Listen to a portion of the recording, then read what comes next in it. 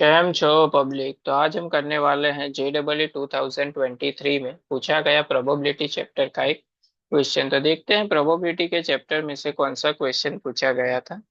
तो क्वेश्चन कुछ ऐसा पूछा गया था, two dice A and B are rolled, let the number obtain on the A and B be the alpha and beta respectively. If the variance of alpha and beta is equal to P by Q, then P and Q are the co-prime, then the sum of the positive divisor of P is equal to how much? अभी यहाँ पे क्या करना है, सबसे पहले तो dice को रोल किए, दो डाइस को, उसके जो आउटकम है, ए डाइस के आउटकम को लिखा अल्फा, बी के लिखा बीटा। दोनों को क्या करना है, माइनस करना है, एंड उस डेटा के ऊपर से क्या फाइंड करना है, वेरिएंस।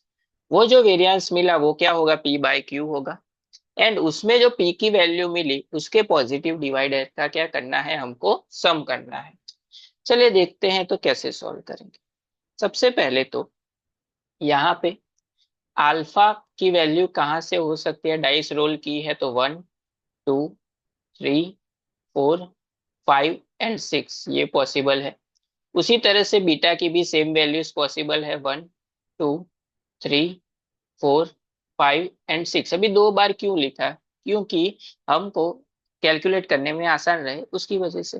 कैसे, देखिए कि अगर हम सबसे पहले अल्फा माइनस बीटा करें, यानी कि 1 - 1 2 - 2 करें, तो उसका आंसर 0 मिलता है। तो ऐसे कितने केस पॉसिबल होंगे, 6 केस पॉसिबल होंगे।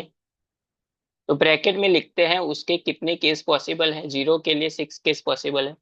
उसी तरह से अल्फा माइनस बीटा अगर हम करें, यानी कि 1 - 2 करें, तो आंसर क्या होगा, 1 - 2, यानी कि आंसर मिलेगा -1। तो इसके कितने केस पॉसिबल होंगे, यहाँ पे ये 1 काउंट नहीं होगा, 6 काउंट नहीं होगा। इसका मतलब ये हुआ कि इसके कितने केस पॉसिबल है, 5 केस पॉसिबल है। उसी तरह से अगर हम अल्फा माइनस बीटा ऐसा करें, 1 - 3 करें, तो क्या होगा, -2 आंसर होगा। तो उसके कितने केस पॉसिबल होंगे, 4 केस पॉसिबल होंगे। उसी तरह से अगर हम alpha minus beta is equal to करें 1 - 4, तो उसका आंसर क्या होगा, -3। उसके कितने केस पॉसिबल होंगे, 3 केस पॉसिबल होंगे। उसी तरह से अगर हम अल्फा माइनस बीटा करें 1 - 5, तो वो क्या होगा, -4। तो उसके कितने केस पॉसिबल होंगे, 2। एंड अगर हम alpha minus beta is equal to 1 - 6 करें, तो क्या आंसर होगा, -5। तो उसका तो एक ही केस पॉसिबल है, 1 - 6। अभी इसका अगर हम उल्टा ले ले तो सेम चीज मिलेगी। कैसे, देखिए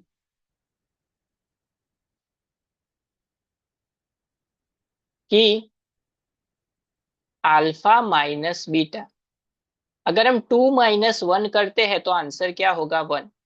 तो उसके लिए कितने केस पॉसिबल है, तो उसके लिए भी कितने केस पॉसिबल होंगे, 5। क्यों, क्योंकि 2 - 2 कंसिडर नहीं होगा। उसी तरह से अगर हम अल्फा माइनस बीटा क्या करते हैं, 3 - 1 करते हैं, तो उसका आंसर क्या होगा, 2। तो इसका मतलब इसके कितने केस पॉसिबल होंगे, 4 केस पॉसिबल होंगे। सेम उसी तरह से कंटिन्यू होगा, अल्फा माइनस बीटा, अगर यहाँ पे -3 था, यहाँ पे +3 है, तो उसके 3 केस पॉसिबल होंगे। अगर अल्फा माइनस बीटा हम करें और आंसर 4 आए, तो उसके 2 case possible. And alpha minus beta उसका आंसर अगर 5 है, तो उसका 1 केस पॉसिबल है।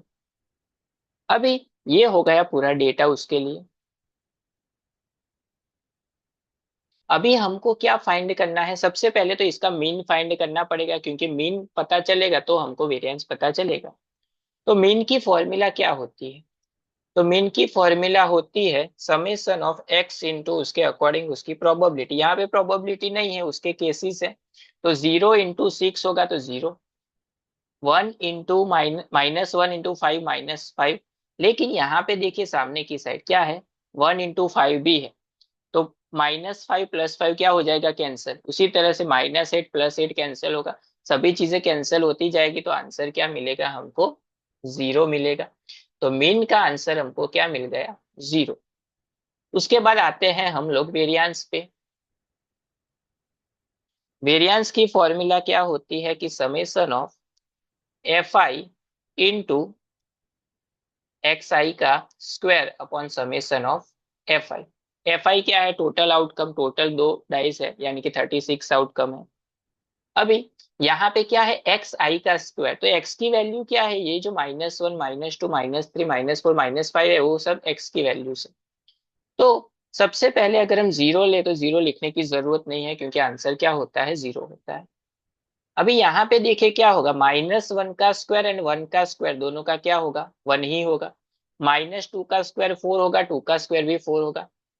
उसके लिए अकॉर्डिंग एफ आई भी क्या है, सेम है। तो इसका मतलब ये हुआ कि इसको हम लिख सकते हैं 2 टाइम्स 1 का स्क्वायर होगा 1 × 5 प्लस 2 का स्क्वायर होगा 4 × 4 प्लस 3 का स्क्वायर, -3 का स्क्वायर होगा 9 × 3 प्लस -4 का स्क्वायर होगा 16 × 2 प्लस -5 का स्क्वायर होगा 25 × 1। उसके लिए अगर हम नेगेटिव के लिए पॉजिटिव के लिए भी ले तो आंसर सेम ही मिलेगा, तो 2 टाइम्स लिख लिया। अपॉन टोटल आउटकम कितने हैं, 36 लिख सकते हैं, तो ये कैंसिल आउट हो जाएगा यहाँ से 18 से। अभी इसको अगर हम कैलकुलेट करें तो 5 + 16 + 27 + 32 + 25 अपॉन 18 लिख सकते हैं इसको हम ऐसा। तो इसका अगर हम सम करेंगे तो हमको मिलेगा 105 अपॉन 18, 3 से दोनों को डिवाइड करेंगे तो 35/6। इसको अगर हम कंपेयर करें P/Q से तो हमको यहाँ पे P की जो वैल्यू है वो क्या मिल गई, 35। तो 35 के डिवाइजर कितने, 1, 5, 7 एंड खुद 35। तो ये जो डिवाइजर है इसका क्या करना है, सम। तो 1 + 5 + 7 + 35, इसका अगर हम सम करेंगे तो हमको मिलेगा 48। यानी कि करेक्ट ऑप्शन जो है वो हमारा हो जाएगा थर्ड ऑप्शन जो हमको पूछा गया था। तो इस तरह से आप एफ आई एंड एक्स आई की वैल्यू फाइंड करके हमारा जो आंसर है वो आप फाइंड कर सकते हो।